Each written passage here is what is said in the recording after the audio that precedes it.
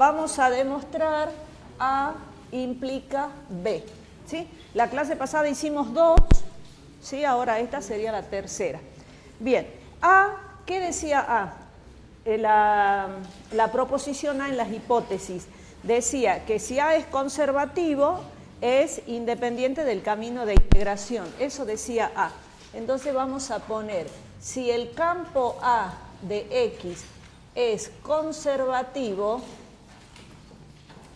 entonces B, ¿qué decía B? Que A deriva, el campo A deriva de una función potencial escalar, un campo de gradientes. Recuerden que esta era la primera proposición y decía, si A es conservativo, quiere decir que la integral es independiente del camino. Eso lo tienen escrito. Bien, entonces el campo A proviene del campo A proviene de una función potencial escalar. Bien, vamos a hacer un gráfico. Acá tenemos el eje X, el eje Y, el eje Z. Vamos a hacer una curva. Esta va a ser nuestra curva, ¿sí? El punto inicial, atiendan ya, chicos, ¿sí? El punto inicial va a ser el X sub 0, donde el X sub 0 va a ser un punto fijo, ¿sí? El X sub 0 va a ser un punto fijo. Y este punto X, que lo vamos a considerar el punto final, X va a ser el punto que varía. A ese punto lo vamos a hacer variar, ¿sí? El punto que varía, ¿sí? Y es un punto cualquiera, ¿sí? Un punto cualquiera de la curva. Bien. Por hipótesis, si el campo A de X es conservativo, lo que estábamos diciendo recién, que la integral va a ser independiente del camino. Entonces, si A es conservativo, la integral es independiente del camino de integración. Eso decía la proposición A. Entonces, eso lo vamos a escribir de la siguiente manera. La integral a lo largo de la curva de A de X por producto escalar diferencial de X va a ser igual a la integral. Ahora vamos a anotar el punto inicial X sub 0 y el punto X, que por ahora lo consideramos punto final, de A de X por diferencial de X va a ser igual a phi de X. ¿Se acuerdan que la clase pasada, cuando nosotros demostramos que la integral era independiente del camino, llegábamos a que dependía de la función potencial? Y la función potencial se evaluaba en el punto inicial y en el punto final. Eso lo demostramos la clase pasada. Bien. Entonces, y acá vamos a poner lo siguiente. Ustedes se preguntarán, ¿por qué solamente depende de X? ¿Se acuerdan que la clase pasada esto era igual a phi en el punto final menos phi en el punto inicial?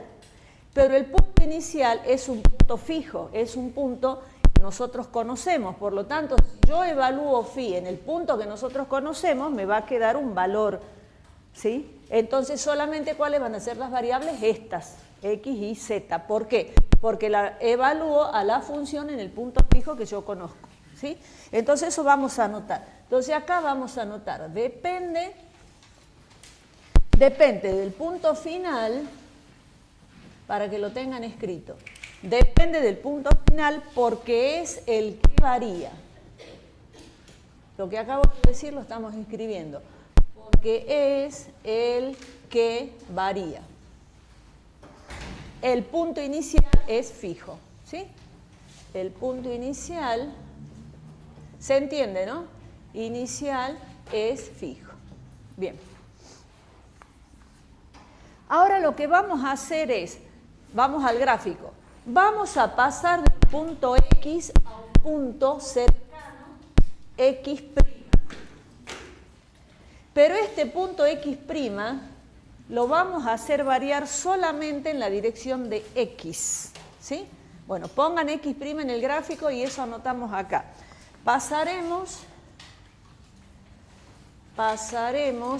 de un punto X a un punto X' solamente variando en la dirección de X. Solamente variando en la dirección del eje X. Solamente variando en la dirección del eje X. Bien. Entonces, escribamos esta integral. La integral de X sub 0 a X' vamos a poner ahora porque yo voy a ir del X sub 0 al X'. Del X sub 0 al X' del campo A de X por diferencial de X va a ser igual.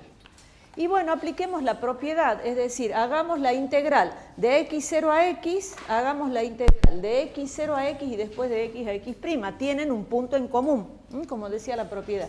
Entonces esto va a ser la integral de X sub 0 a X del campo A, que es función de X, por diferencial de X, más la integral de X a X' de A de X por diferencial de X. Por diferencial de X. Bien. Entonces, con el mismo razonamiento que hicimos acá arriba, ¿sí? Fíjense, esta integral, como el campo A es conservativo, ¿no es cierto? ¿Sí? Entonces, lo podemos escribir como phi evaluado ¿dónde? En el X' sería menos phi en el X inicial, pero el X inicial es un punto fijo, nos va a dar un valor. Entonces, esta integral la puedo escribir así. Igual. Esta integral la puedo escribir como phi de X. Y esta la dejo como está. Más la integral de X a X' de A de X por diferencial de X. Bien, el gráfico, acá en el gráfico vamos a poner lo siguiente porque necesito borrarlo. Es un poquito larga la demostración. Este punto X que está acá, anoten por favor que es X y Z, ¿sí? Y este punto X', como dijimos que solamente variaba en la dirección de X, va a ser igual a X más delta de X y Z, ¿sí? Anótenlo ahora. El X' va a ser X más delta de X y Z, porque solamente hemos incrementado en la dirección de X. Si yo escribo acá abajo, ¿ustedes ven? ¿Sí? Como están así un poquito inclinados, sí se ve, ¿no? Pasemos este que está acá, esta función phi, al primer miembro. Entonces me va a quedar phi de X' menos phi de X igual a esta integral, ¿sí? A la integral que va de X a X' del campo A, que es función de X y Z, por diferencial de X. Bien. Bueno, del gráfico no necesitamos más que eso, así que yo necesito borrar.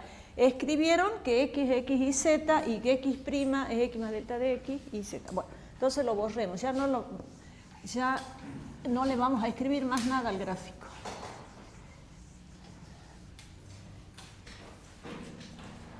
Esta demostración es la más larga de las tres que estamos viendo.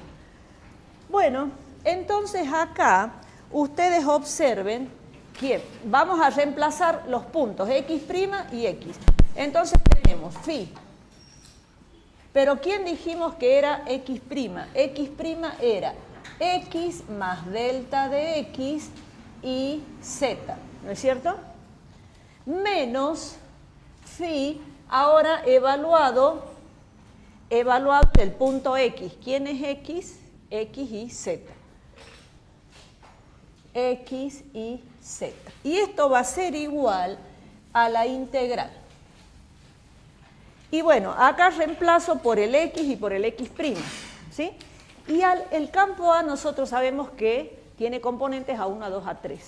Y de x, de y, de x, de y, de z. Entonces vamos a reemplazar todo eso. Bien, entonces, x dijimos que era x y z. El x' es el x más delta de x y z, ¿sí?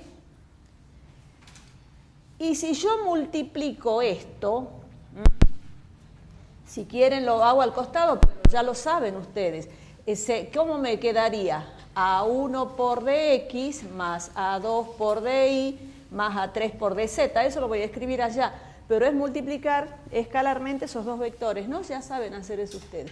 Entonces esto va a ser A1 por dx más A2 por dy más A3 por dz.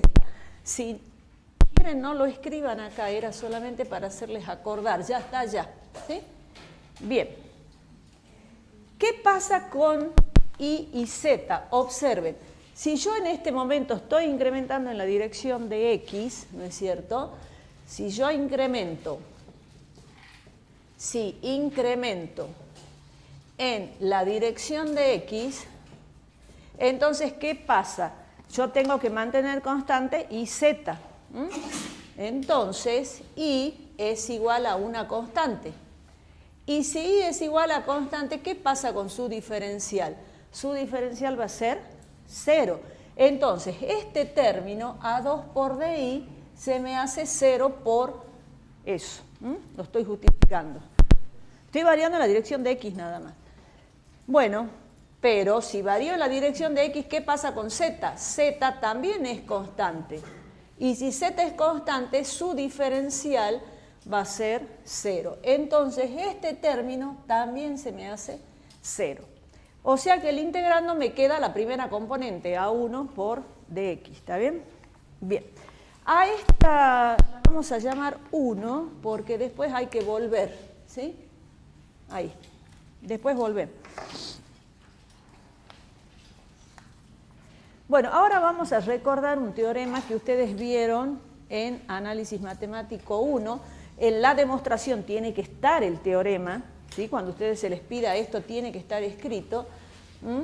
Entonces, recordemos el teorema del valor medio.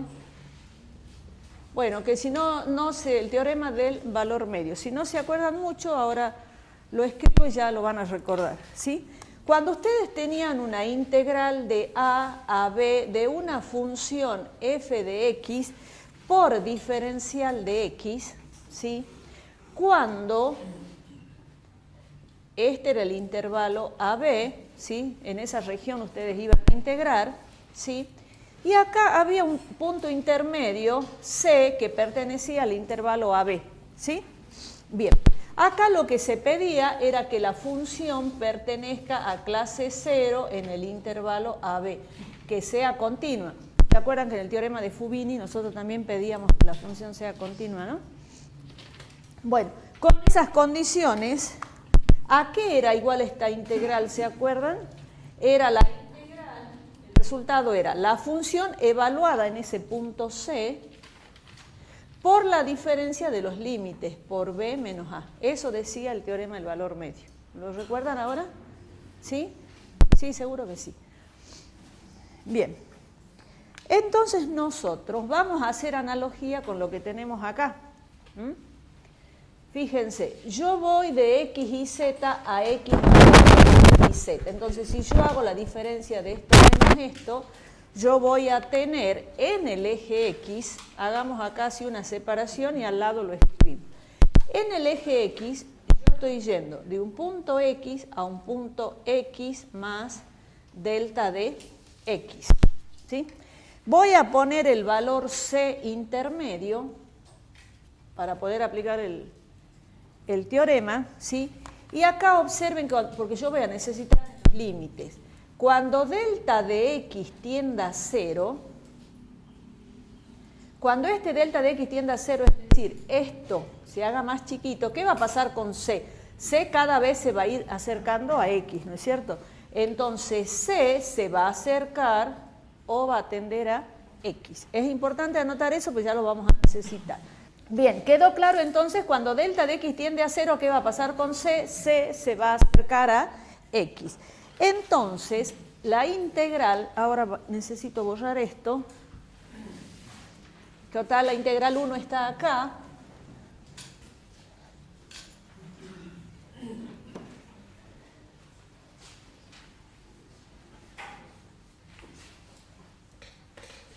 Bueno, entonces, la integral, con todas esas consideraciones, la integral que va de x y z a x más delta de x y z. ¿De quién? El integrando está acá. A1, salió feo, A1 por diferencial de x. Bueno, ¿a qué va a ser igual? Yo tengo que restar el límite superior menos el límite inferior, b menos a, ¿no es cierto? Entonces restemos. X más delta de x menos x me va a quedar delta de x. Esto desaparece porque estamos solamente en la dirección de x. Entonces, la resta b menos a me queda diferencial de x. Y ahora tengo que evaluar la función en el punto C. ¿Cuál es mi función? Mi función es A1. Entonces, A1, que es función de x y z, va a ser función de c y z, porque reemplazo la x por c, ¿sí? Como acá, como ustedes sabían de análisis 1. ¿Está bien? Bueno, entonces para ponerlo con la función primero, como sabemos usar nosotros, sería c y z por delta de x. Bueno, y a esto lo voy a reemplazar en 1, ¿sí? A eso lo reemplazamos en 1. Entonces, ¿qué me va a quedar?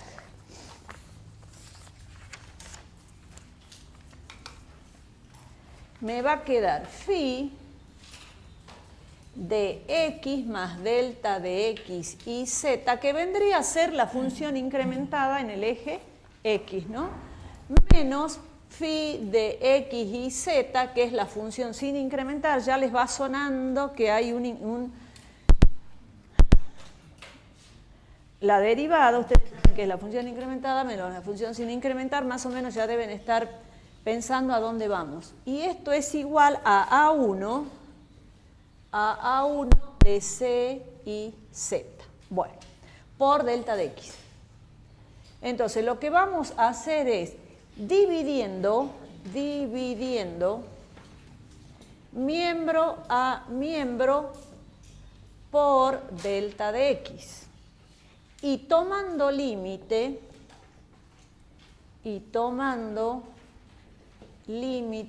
cuando delta de x tiende a 0, veamos qué nos queda. Bueno, entonces, tomemos el límite de delta de x cuando tiende a 0. Escribamos phi de x más delta de x y z menos phi de x y z, y lo divido por delta de x. Porque dice dividir miembro a miembro por delta de x. Entonces acá voy a tomar el límite, ya vamos a poner que, de A1 de c y z por delta de x sobre delta de x, porque estoy dividiendo miembro a miembro por delta de x. Observen que este delta de x se va con este delta de x, ¿sí?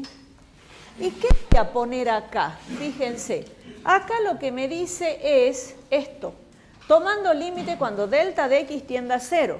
Entonces yo tendría que poner acá delta de x tiende a 0, pero resulta que acá no me aparece delta de x. ¿Quién me aparece? ¿Cuál es la variable? C. Pero nosotros escribimos que cuando delta de x tiende a 0, c va a tender a x. Entonces, acá c va a tender a x, ¿sí? ¿Se entiende? Bien. Entonces, ¿qué es lo que tengo acá? Acá tengo esta expresión. ¿Esta expresión qué es? Es la derivada de la función phi respecto de x, porque es la definición de la derivada de phi respecto de x. Bueno, entonces anotemos con esta notación. La derivada de phi respecto de x. Eso representa el primer miembro. Y el segundo miembro, cuando hago tender c a x, ¿qué me va a quedar? A1 de x y z, porque c tiende a x, ¿sí? Entonces me queda A1 de x y z. ¿Está bien? Análogamente lo voy a escribir ahí para que quede, para que se vea bien, ¿sí? Análogamente, no hace falta hacerlo, ¿sí? Pero es lo mismo. Cuando incremento en la dirección de y, ¿qué me va a quedar? Que phi de y va a ser A2 igual a A2 en función de x y z. Bueno, disculpen que esté tan bajito, pero es que necesito que estén los tres juntos.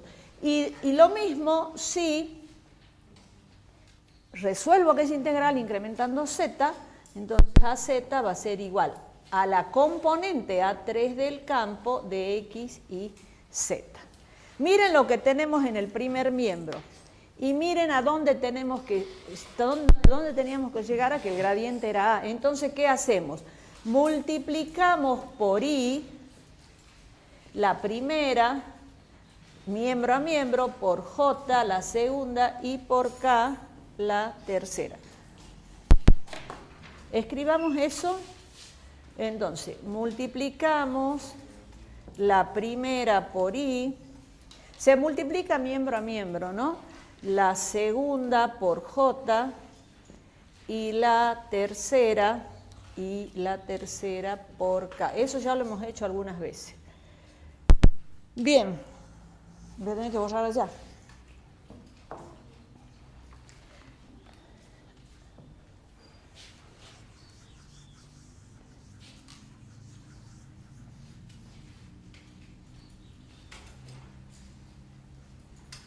Bueno, entonces, ¿qué nos queda? Ah, y falta decir algo todavía. ¿Qué tengo que decir? No solamente es poner IJK, multiplicar miembro a miembro. ¿Qué falta decir? Y sumando, tengo que sumar. Y sumando, ¿sí? Lo tengo que decir. Entonces, ¿qué me va a quedar? Me va a quedar phi de x en la dirección de y, más phi de y en la dirección j, más phi de z en k. Y en el segundo miembro, ¿qué va a quedar? A1, que es función de x rayita, podemos poner que es x y z, en y, más A2, que es función de x y z en j, y más A3, que es función de x y z en k. ¿Qué tengo en el primer miembro? El gradiente. Esto es el gradiente de phi. Y phi es función de x y z, igual. ¿Y qué tengo en el segundo miembro? El campo A, que también es función de x y z. Y ahí estaría demostrado, según queda demostrado. Entonces, ¿qué hemos deducido acá? ¿Qué decía? Era de A a B, ¿no? O sea, si el campo es conservativo, la integral es independiente del camino, entonces... Esta era la tesis. Entonces, el campo vectorial proviene de una función potencial escalar o de un campo de gradientes. Bien. Veamos otro tema.